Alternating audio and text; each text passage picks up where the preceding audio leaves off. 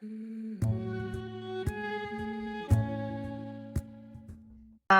welcome everybody to the Spain information session. My name is Karen and I'm the program manager of Summer Abroad, and we're really thrilled to have you here. So since we're situated on the St. George campus, we wish to acknowledge this land on which the University of Toronto operates. For thousands of years, it has been the traditional land of the Huron-Wendat, the Seneca, and the Mississaugas of the Credit. Today, this meeting place is still the home to many Indigenous people from across Turtle Island, and we are grateful to have the opportunity to work on this land. So in terms of the agenda and the order of this session, this is a webinar, and we hope that this will be a bit more informal. What I plan to do is to provide a few introductions to give you a very brief overview of summer abroad programs at U of T. Then I'm going to pass the baton to our professor, Colin Tony, who will talk about the courses as well as the program, our inaugural program in Spain. We're very fortunate to have a rep from the University of Santiago de Compostela as well to talk more about the program, the city, and more about the components of taking these courses. After that, I'll discuss the costs, the financial aid, how to apply, next steps, and Q&A. In terms of introductions, I would like to first of all, in terms of the University of Santiago de Compostela, I think we have here Pilar Taboada-de-Zúñiga. Are you here? Hi. Sorry. Hi. Hi. Nice to see you. Thank you. Me too. Welcome. I'm sorry, but I don't feel very well. I have a little temperature. Me too. I share your pain, but we really appreciate you being here. Thank you so much for joining us. So she'll be speaking very soon about the university and its wonderful programs. Next up, I want to introduce Professor Laura Colantoni, who is Associate Chair of Undergraduate Studies. Good morning, everyone. Great. Thank you for joining us. And lastly, my name is Karen. I'm part of the Summer Abroad office. We have Lorraine Tam, who is our director, who will be on the back end, as well as Wendy Shern, who is the advisor of many programs, as well as Spain. So us as a team are here to help you and to give you more information about this inaugural program at U of T. Just a quick note, the Summer Abroad office is located in Wordsworth College at the St. George campus on the 3rd floor, just to give you sort of an idea of the physical space of where our office is. But as you know, Summer Abroad programs are open to all U of T students. But if you want to physically know where we are located, we are based at Wordsworth College, and all the administrative work and through the U of T side is led by our office here at Wordsworth College. So just a couple notes about Summer Abroad at U of T. In terms of our overall programs, we've been around for a long time. We've been around since 1972, since our first program in Siena, Italy. We are still offering our program in Siena, Italy. And I like to believe that our programs have lasted this long because of the model. Lots of students have earned a full year credits in very short amount of time, and they become very immersed in the experience of studying abroad. And it's a chance for students to earn a full year Y credit in 3 to 4 weeks during the summer. So you complete a credit from the Faculty of Arts and Science. It does not conflict with the regular academic year, and all classes, well, most of our classes are in English, but in this case, it will mostly be in Spanish. U of T courses are relevant to the location. So just as this program, your classroom becomes a living textbook. Not only are you learning the language, or not only are you learning about the culture, you're actually living in the city and experiencing it firsthand. So you become exposed to the language, the history of the culture, art, business, everything about the host country. So for this program, it is taught by a partner university, and you'll learn more about this. And it's pretty small in terms of average sizes. So it really does contribute to your learning experience. You'll get to know your fellow classmates very well. And we like to think that small classrooms really do add to the experience and the immersion of the language. And we do have on-site support as well. So we want to make sure that our office supports you. Other universities do support you while you are abroad. So we will give you more information on that if you're admitted to the program. But we want to make sure and rest assured that our office makes sure through Safety Abroad, through the Summer Abroad office, that you are well supported while you are abroad. A couple more reasons of studying abroad is that you become a global citizen. You're not stuck in your bubble in Toronto. You really do expand your worldview and understand cultural differences. You boost your self-confidence, and this is what travel does for you. You boost your independence and strengthen adaptability, communications, and team building skills. You enhance your career opportunities, and you really create lifelong friendships. And just an important note, this is an academic program, not a vacation. So you are earning a full year credit. So please note that you're responsible of how you spend your time outside of the planned academic activities, and that the facilities and services may not always be the same as what you're used to here at U of T. And that's the whole point of studying abroad. And you should be prepared to adapt to local customs and cultures, and it gives you more of appreciation and understanding of the host country and its culture. So in terms of general information of this program, and any of the panelists, if you want to add anything in terms of the program information, please do so. So this is the first year we're offering the program in Santiago de Compostela in Spain. We're very happy to do this. The program dates are from Saturday, June 28th to Saturday, July 26th. So it's exactly 4 weeks. You enroll at the University of Santiago de Compostela courses, but you earn a U of T credit. We are going to be offering 2 U of T courses. We'll be talking a lot more about this.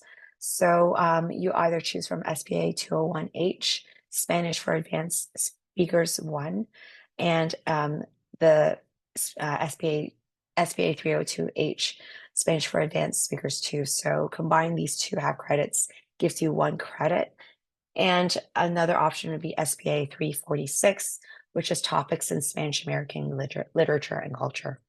The program offers a series of cultural activities twice a week. It could include dance classes, tours of the Old City and University night tours with tapas, tasting, or visits to museums and exhibits. And you could also have a possibility of all-day tours on Saturday.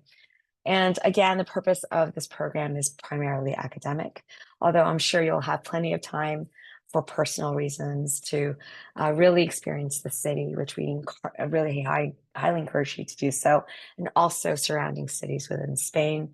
And your experience will be similar to that of a student from Spain as well. So in terms of U of T course details, Professor, I'll just read this through and then we could get to the details of the course. The students enroll, as I mentioned, at the University of Santiago courses, but you earn a U of T credit. Each course is worth a full year credit and is contingent on academic enrollment. We'll talk more about this, but students will be placed on an appropriate course after a placement exam. The program adopts a communicative approach with small classes where language and culture are learned together. So the general structure of these courses are divided in 2 parts. In the morning, you'll have language and culture instruction. And in the early afternoon, you will be participating in a seminar of interest among those available during the session they attend. And then students will receive textbooks on the first day of classes. So that's the general structure of the courses, but I'm sure you'll learn more about the course outline in a couple of minutes as well. So I want to pass the baton to Professor Laura, who will talk more about the U of T component of these courses. Thank you, Karen. So, I mean, this is our first time, so it's an experiment. I like experiment, and hopefully will go very well. The first thing that it's important is that when we conceived this program, we thought of a program destined to our students. That means students who are either taking LAS, Spanish, or Portuguese courses. So the first requirement is that you have to have taken at least 1 credit with us in any of those programs. We're going to be offering 2 courses. One is a standard language course. It's at the equivalent of our 301, 302, so the 3rd-year Spanish, so advanced Spanish. And a prerequisite for that is 201, 202. If you are taking 202 right now, or you took 220 last year, you fulfill the prerequisite to take the language course. And the second course, it's Spanish and Health Sciences. So it's a combination. You're going to learn about medical Spanish, and then the very interesting aspect of this course, which is something that we cannot offer in Toronto, is that it has a very strong experiential learning component, and Pilar will explain more about it, but you will be spending time in hospitals, Red Cross, doctors' offices. In terms of, you'll see that this course right now on the site is listed as a topic course. But we are requesting from Arts and Science specific designator for this course. It's going to be 330Y0, and hopefully will be approved next week. So we will be able to offer specific code for this course. And it depends on a placement exam. If I'm not mistaken, you have to have a B1 level. So if you're taking 301 right now or 202, you may qualify depending on your experience with the language. In terms of, yes, there will be a placement before. I mean, once you're admitted to the program, you fulfill the prerequisites, we'll do an online test here in Toronto. And then when you get to Santiago, they will do a comprehensive test, so a written test and an oral interview. And of course, I mean, as we do in all summer courses, we will approve the final grades once they are submitted. The department approves the grades. Thanks. Wonderful. Thanks so much. So yes, there will be a placement exam beforehand, and when you do arrive at the university as well. We just want to make sure that you're placed in the correct course, and it's well suited for your academic experience as well as your knowledge as well. So what I'm going to do is I'm going to share the floor with Pilar, see if she could speak more, who's joining us from Spain, who will be speaking more about the program, the city, and we're very excited to have you on board. I would like to speak in Spanish, maybe because I don't know if you can understand, but you can practice Spanish language. I can speak very slowly. If you not, I can change the language if you prefer. Bueno, buenas tardes desde Santiago de Compostela. Bienvenidos a nuestra presentación. Next, please. Next slide, please. Well, ¿dónde estamos? Estamos en España, en la esquina de España, Atlántico, en una región que se llama Galicia. Y nuestra ciudad está en Santiago de Compostela. Es el final del camino de Santiago, the end of the way to Santiago de Compostela. Es patrimonio de la humanidad y nuestra... Next, please. Next slide, please. Galicia es la región, es una zona de España que es muy verde, con un clima atlántico muy agradable. No hace ni mucho frío ni mucho calor. Es más bien, como podéis ver, con montañas y muy verde. La siguiente, next, please. Next. Sí. La ciudad de Santiago es una ciudad pequeña, final del camino, y es patrimonio de la humanidad por la UNESCO. Es una ciudad muy segura, muy pequeña, porque tenemos menos de 100.000 habitantes.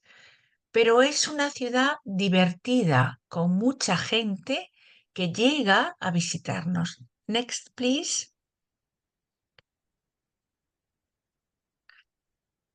Tiene mucha vida de día pero también tiene mucha vida de noche. A los españoles nos gusta salir, comer, beber, hablar con amigos, y entonces las ciudades son como muy abiertas y muy divertidas. Next, please. Decíamos que nuestra ciudad, Santiago de Compostela, es el final del camino, the goal of the camino. ¿Por qué? Porque es una ruta de peregrinación de origen medieval que tiene más de 1000 años de historia y que recorre toda Europa. Es decir, peregrinos de toda Europa desde hace más de 1000 años vienen caminando a Santiago de Compostela. Next, please. Como podéis ver, todos estos son los caminos que nos llevan a Santiago de Compostela. Y el Camino de Santiago es el primer itinerario cultural europeo por el Consejo de Europa. ¿De acuerdo? Next, please. Pero, ¿cómo es la ciudad de Santiago? Santiago de Compostela es una ciudad muy internacional porque a nuestra ciudad llegan peregrinos de más de 187 países y también tenemos muchísimos turistas. Es una ciudad, decimos, pequeña, es una ciudad llena de opciones de ocio, tenemos una excelente gastronomía, un clima muy agradable y un tipo de vida donde los españoles nos gusta mucho estar en la calle, hablar con los otros, tomar una cerveza, tomar un café, hablar, y donde el coste de la vida es muy barato, más barato que en las grandes ciudades como Madrid o Barcelona. Next, please. ¿Y cómo es nuestra universidad? Nuestra universidad es una universidad muy antigua. Tiene más de 500 años y es antigua, pero al mismo tiempo está muy bien posicionada en todos los rankings mundiales. En el ranking de Shanghai estamos como en el tramo 500 y en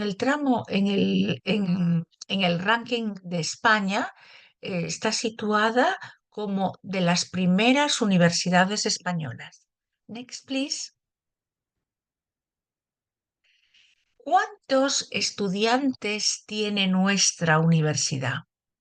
Bueno, nuestra universidad tiene mm, más de 27.000 estudiantes, de los cuales 1.840 son estudiantes de movilidad, estudiantes extranjeros, pero tenemos 3.000 estudiantes de doctorado, PhD, de los cuales el 30% son estudiantes extranjeros. Nuestra universidad está abierta al mundo. Next, please. Vamos a hablar ahora de nuestros cursos de español. Nuestros cursos de español, como lo veis, tenemos todo el año clases, desde enero hasta diciembre. Solo paramos en Navidades, Semana Santa y Carnavales. Next, please.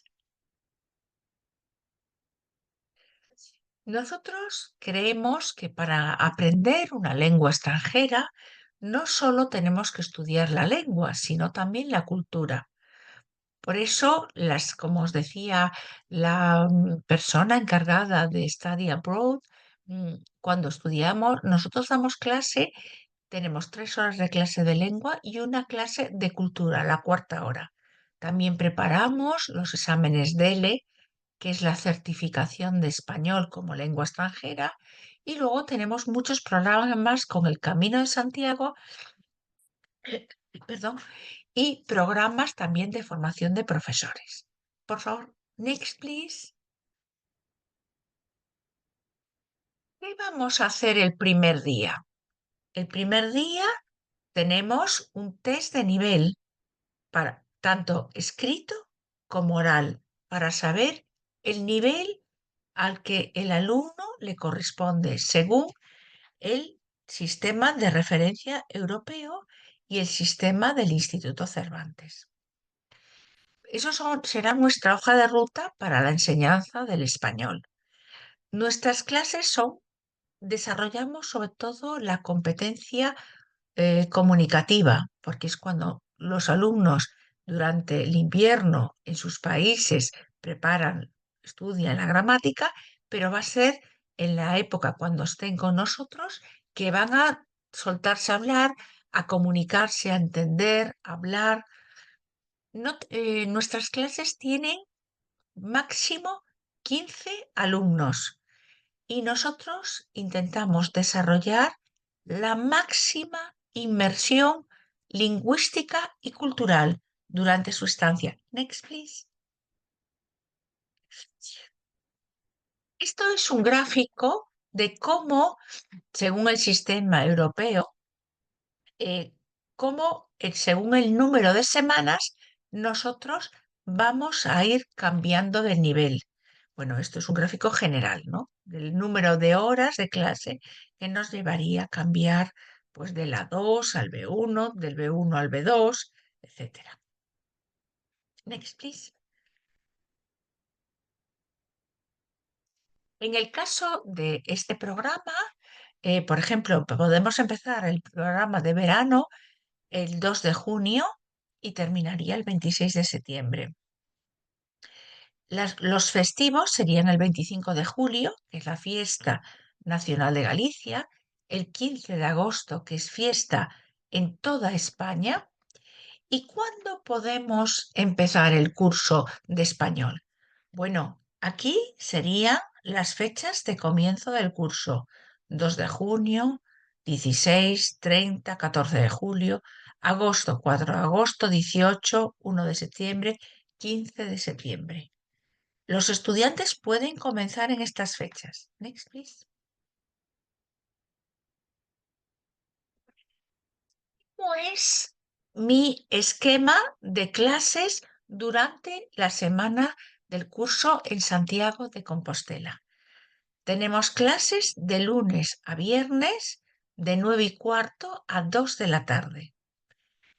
Tenemos 3 horas de clase de lengua y 1 hora de seminario de cultura. Por las tardes tenemos 2 actividades culturales a la semana y los sábados tenemos excursiones, pero son opcionales. Si el alumno quiere ir, puede, y si no, pues no pasa nada. Entonces, al final de las 20 horas de clase, decíamos que tenemos 3 horas de clase de español y 1 hora de clase de cultura. Cuando terminamos el curso, y si hemos asistido a clase, hemos trabajado, tendremos un diploma. El diploma se va a reflejar con los créditos ECTS. Un crédito cada semana. Aunque después vosotros ya tenéis en vuestra universidad vuestros créditos. Next, please. Bueno, ¿qué hacemos en las clases de cultura? En las clases de cultura nos gusta acercarnos a la cultura no solo de España, sino también de Hispanoamérica. Nos gusta acercarnos a los negocios, a la literatura, a la música, a la historia, a la actualidad también. ¿De acuerdo? Next, please. Cuando hablamos de actividades durante la semana, por la tarde, tenemos visitas a la ciudad. Es una ciudad patrimonio. Es una ciudad muy verde, ¿veis? Las montañas que están al lado de la ciudad. Hablamos de las visitas al patrimonio de la universidad, que son importantes. Hablamos de baile gallego, pero también de baile latino, de visitas a los museos, de muchas y variadas actividades que haréis con otros compañeros internacionales. Nosotros tenemos alumnos de universidades de más de 40 países. ¿De acuerdo? Siguiente.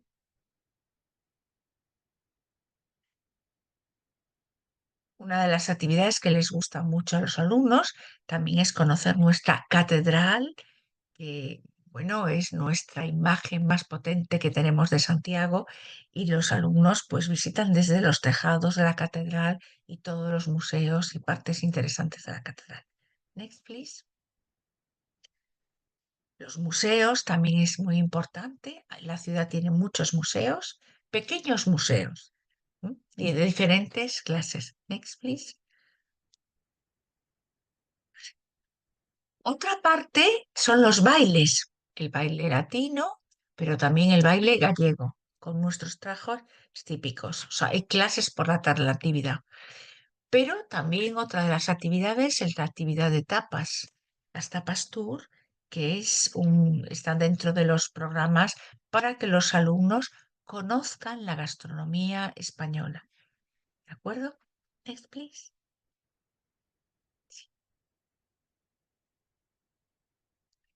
Y las excursiones que son los sábados durante el verano, son excursiones normalmente que vamos a la playa. Tenemos muchos y muchos kilómetros de playas en Galicia, tenemos muchas islas, pero también hacemos excursiones en el interior de Galicia. Sí. Next, please. En el interior de Galicia, por ejemplo, otra ciudad que podemos visitar es Lugo, que es una ciudad que es patrimonio de la humanidad, o hacer un pequeño tramo del Camino de Santiago, The Way to Santiago. ¿De acuerdo?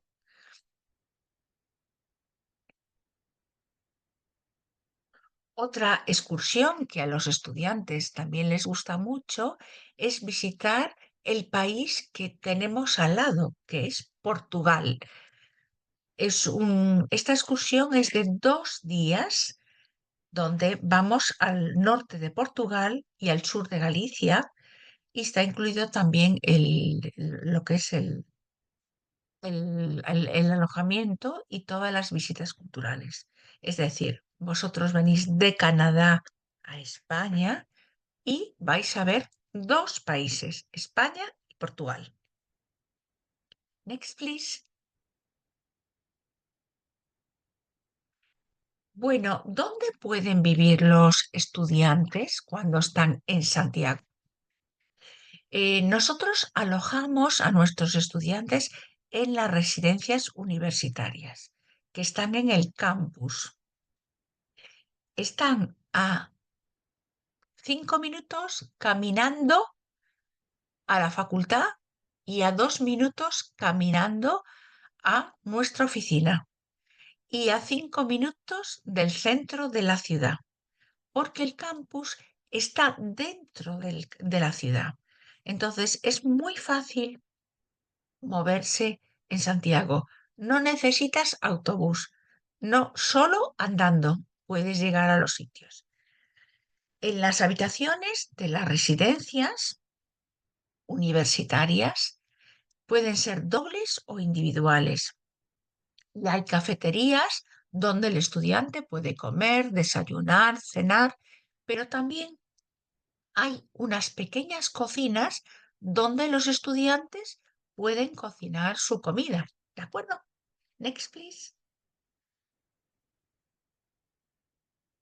Bien, aquí sería otro tipo de alojamiento que es con familias de Santiago de Compostela, donde los estudiantes pueden alojarse en una habitación individual o una habitación doble, en media o con pensión completa. ¿Qué es media pensión y pensión completa? Media pensión es desayuno y cena, y pensión completa, desayuno, comida y cena. Algo muy importante es que la comida en España al mediodía es la comida más importante. Es decir, como en Estados Unidos o Canadá o en otros países de la Unión Europea, la cena es lo más importante, para nosotros la cena es muy ligera, la comida es el momento del día cuando comemos más y el desayuno tiene más dulce que salado. Es un poco diferente, al igual que los horarios. Pero bueno, os acostumbraréis. Al principio es un poco diferente, mm, pero, mm, pero después os hará, bueno, estaréis acostumbrados. Next, please. Eh, Decíamos que la familia nos puede ofrecer una habitación individual o doble, la media pensión, que es el desayuno y la cena, o la pensión completa, desayuno, comida y cena. También cuando viváis con la familia, lo que es el lavado de la ropa y el planchado está incluido. Next, please. Bueno, ¿qué incluye todo el programa? Primero, el primer día, como decía vuestra profesora, os haremos un test de nivel para saber cuál es vuestro nivel de español en el escrito y en el oral. También está incluido los libros de texto, los materiales que os vamos a dar, las actividades, también la tutoría. Un día a la semana, cada alumno puede pedir una tutoría a su profesora por la tarde.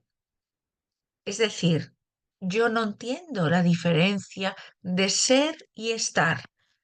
Hablo con mi profesora y por la tarde ella me explica solo a mí. Trabajamos juntos en esa duda que yo tengo, ser y estar, o por o para, por ejemplo, u otra cosa, ¿no? Con el carné podéis acceder a las bibliotecas, pero también al campus, a todas las instalaciones del campus, para hacer deporte.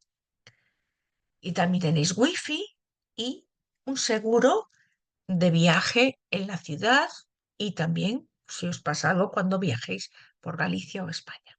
¿De acuerdo? Next, please.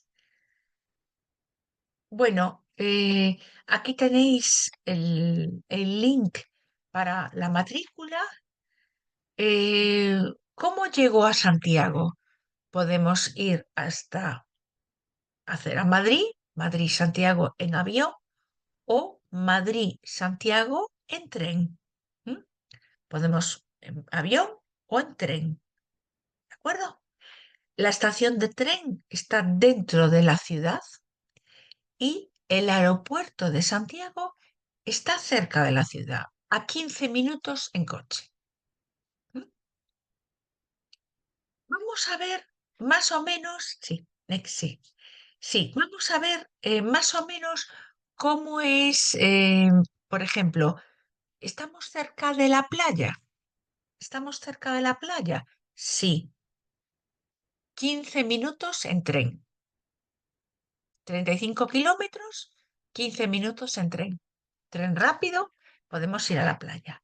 ¿Y cuánto cuesta la vida en Santiago? Por ejemplo, un café, 1,50. Una comida completa, 4 euros en una cafetería universitaria. Una bebida, una cerveza, 3 euros.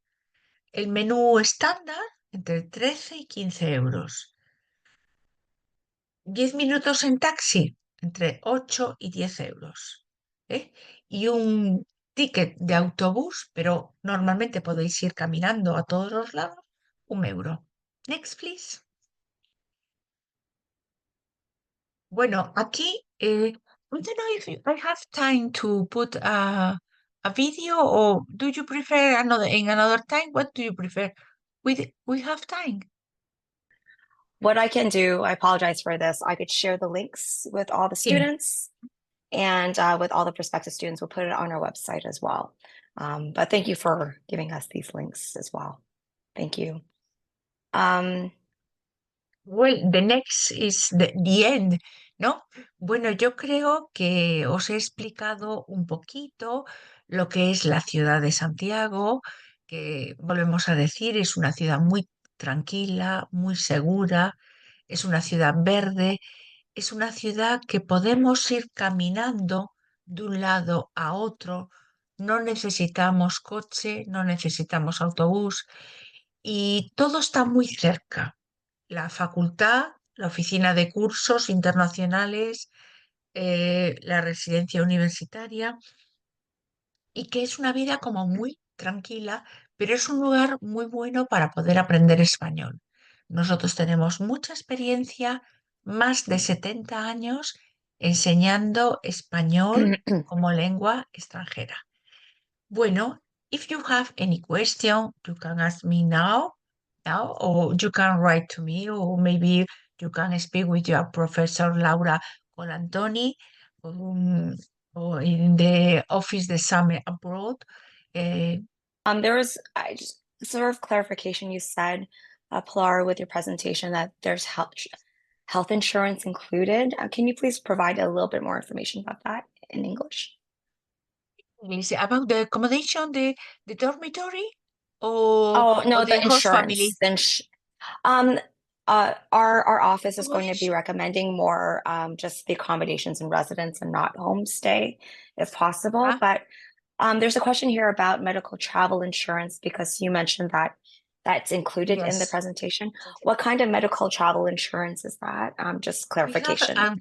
yes, we have, it's mandatory. They have insurance, medical insurance during the stage in Santiago, in the university, because, for example, you don't feel well, I need to go to the doctor. Okay, we prepare an appointment with the doctor, and you go to the doctor. And but the medicines is como se llama? Ay, I can't remember the name. The medicines, the pill Hmm. and not included. Okay, Okay, only the. I can send to you if you like all the condition, all the things are included in the medical insurance because it's a lot of things. absolutely. Yeah, Yes, it's that's also very more mandatory important. for all yeah. Okay. Yeah, Thank you for the clarification. Laura, thank you so much for your presentation. I really learned a lot as well. I know a little bit of Spanish, but not fluent, but I really appreciate invite that. you Thank you. if you like to come to Santiago to learn I could Spanish. It's learn, a I could beautiful learn, language. I could myself be immersed in the language. That would be fantastic. Thank you very much. Just to Thank provide you. some yeah, thank you. To provide some clarification, through the U of T point of view, we're going to be recommending that all students stay in residence if possible and not the homestay version.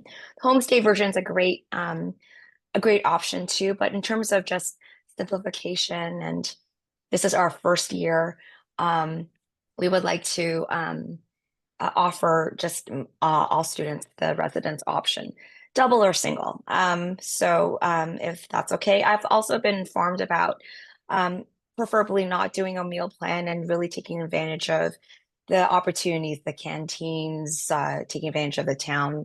Sounds like it's much cheaper than Toronto to buy food. And to budget for that as well. So we'll talk about pricing. But thank you for all the information about the location, especially the field trips and all that. It gives us a great sort of more of an idea of what students will experience. So please continue to ask questions. So in terms of applications are now open. And now this is through the U of T side.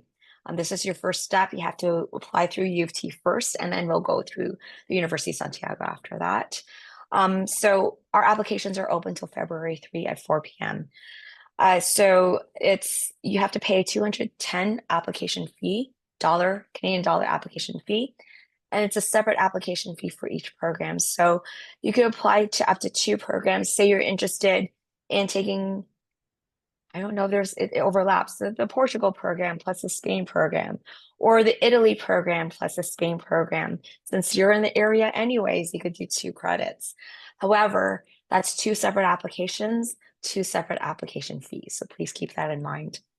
Now, when we assess applications, we look at a couple components. We look at your academic record, of course. So as Professor Laura did talk about, there are certain prerequisites.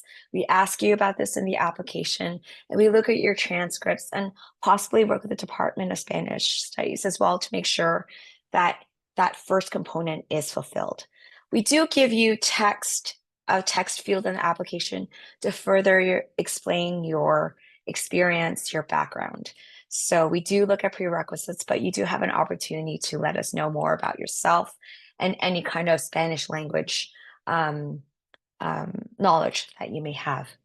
So in addition to that, we look at about the relevance of the course to the applicant's program. So the prerequisites, the program that you're part of, all of that. So we look holistically. As part of the initial application, we also look at 2 general personal statements.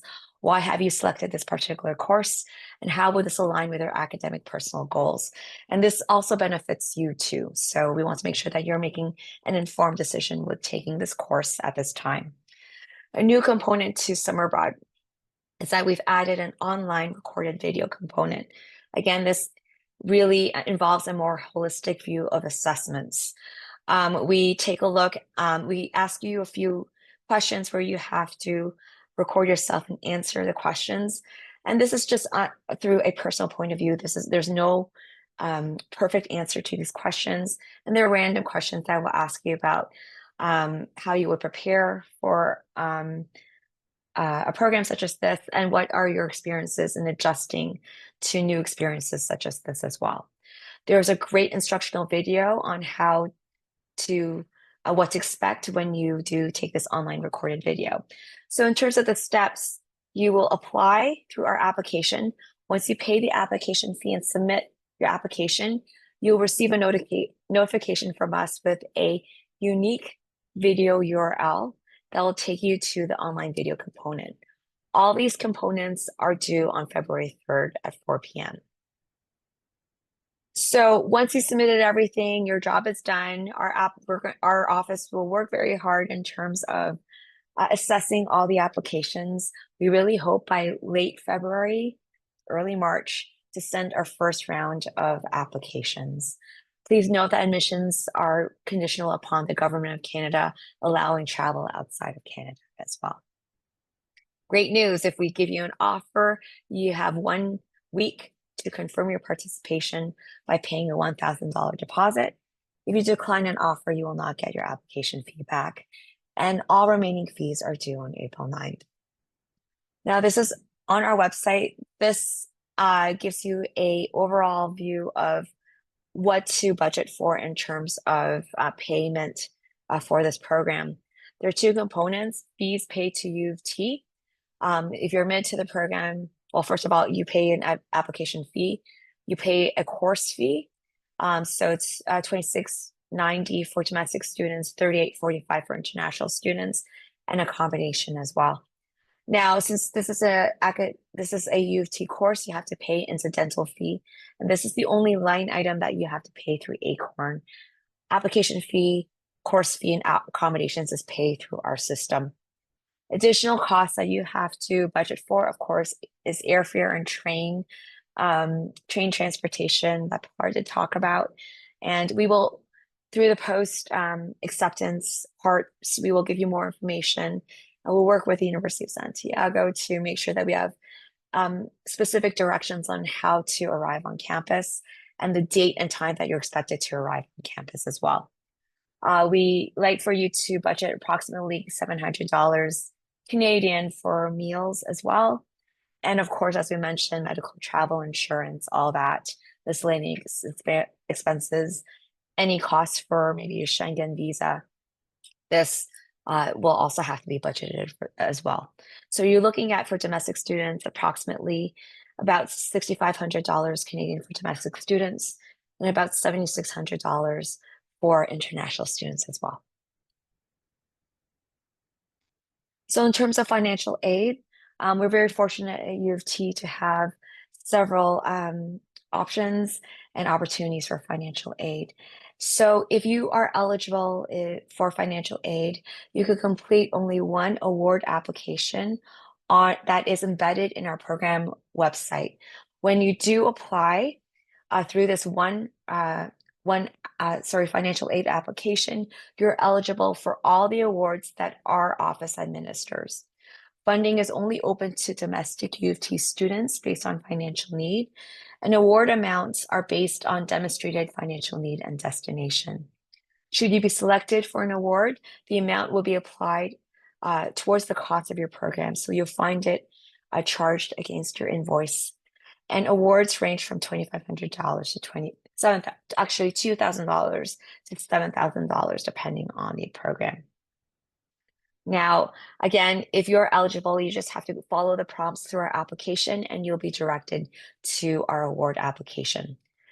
So to be eligible for an award, you have to be a Canadian citizen, permanent resident, or protected person, a current U of T undergraduate students. You have to complete at least 4.0 U of T credits by December 31st, because we need to have an indication of, some sort of a few marks on your transcript. A CGPA of at least 2.25. Some awards may require a higher academic average. And for financial aid, it's very important that you must have documented financial need uploaded to our system. So this could be a snapshot of your OSAP statement, another out-of-office provincial loan statement, bank loan, or even your parents' last tax assessment. We need some sort of evidence or documentation of financial need in order to assess your award application. Now, I could ask Professor Laura to talk more about these two new exciting scholarships that Department of Spanish and Portuguese will be offering our students as well, specifically for this program. Yep, those are new, so it's $2,500 each to the, it's based on your academic record, and it's also based on a short statement about your community engagement activities, which could be participation in U of T clubs, participation as a volunteer anywhere. So those are two. And then in addition to that, the department has 3 scholarships that we will be announcing early next week. And the deadline will be, I think, around February 20th. So you will have the response to 3 scholarships that we had for years to support travel abroad during the summer. So the 2 scholarships just for this program and 3 additional scholarships. And we don't have a requisite of Canadian citizens. It's open to any student who qualifies for the program. Fantastic. Thank you so much. And what we can do is any applicants for this program, we could provide links to these awards as well. That's the fantastic news. Thanks very much for providing that. And just a few notes about merit-based awards for domestic students. We also have that available for domestic students. It's a separate application after you have applied for the program.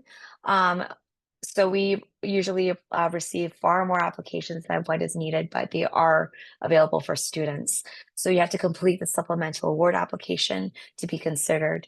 In terms of award criteria, you have to be a U of T undergraduate student, complete at least 4.0 credits, and your minimum CGPA has to be 2.25. We do ask for you to provide a short statement about your accomplishments as well.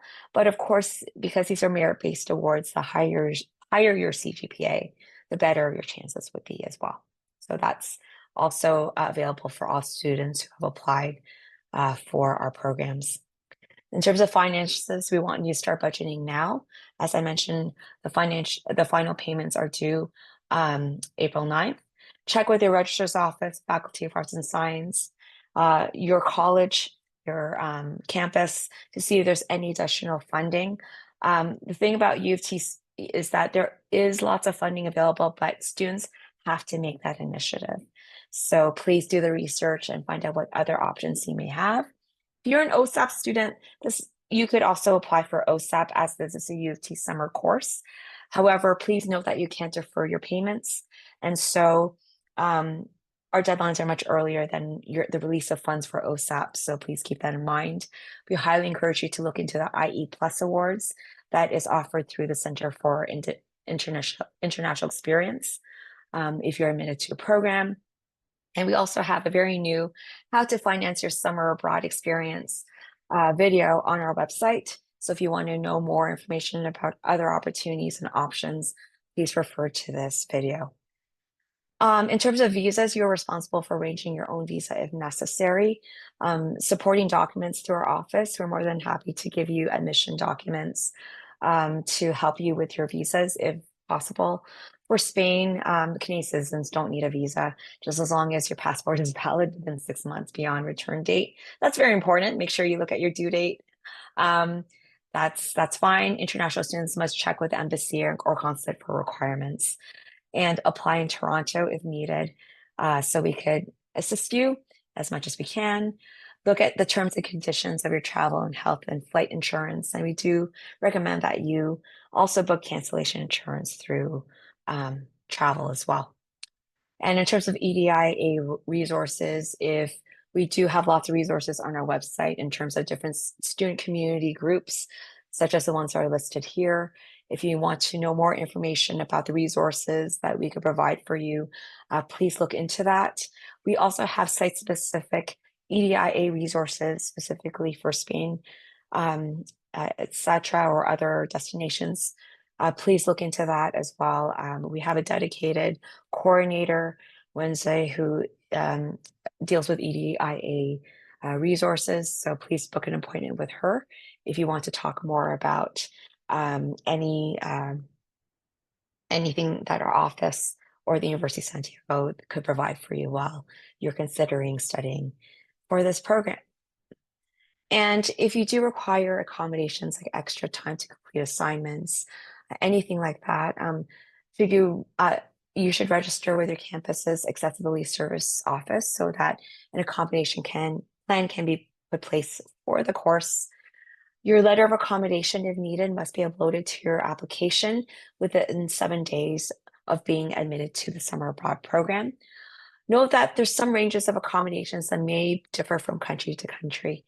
So whatever you're used to at U of T may not be offered in other destinations such as the University of Santiago. So please keep that in mind, but we will work with you and our host institutions to make sure that any accommodations can be provided if necessary. And we strongly encourage you to contact our office as early as possible to discuss any concerns that you may have in terms of the destination. Now's the time to ask the questions and to really look into the destination before you do apply for our programs. In terms of deadline, thanks for attending this session. We are actually hosting an application blitz today online at 12 o'clock from 2 o'clock. So if you have any questions with our advisors in terms of your application, if you want to chat with student ambassadors, this is the time to do so. So you could drop in and chat with us. As I mentioned, our application deadline is February 3rd at 4 p.m. Once you submit your application, please take a look at your inbox to see if any notifications. You will receive a notification about your application as well as your award application if needed, probably by late February. 1 week after you have received notification, you will be expected to pay a $1,000 deposit, letting us know that you're confirmed, and you're part of the student list. And we will be hosting a pre-departure orientation probably in May for admitted students to give you more information. And we're going to ask Pilar again to join us again to give students more specific information about what to expect when they do arrive on campus. And of course, in the summer, that's when you take off for Spain. So yes, that's basically it in terms of our presentation. Please follow UT Abroad in addition to all the great links that we're going to be sending you after this presentation. If you want to live vicariously through our students from our last summer's program, or to be kept up to date about announcements and deadlines, please join us on Instagram. And yes, book a virtual appointment with a summer abroad advisor, join Discord to speak with summer abroad ambassadors, and please contact our office, especially in the next 2 weeks, if you have any questions in regards to the program. Even if it's something that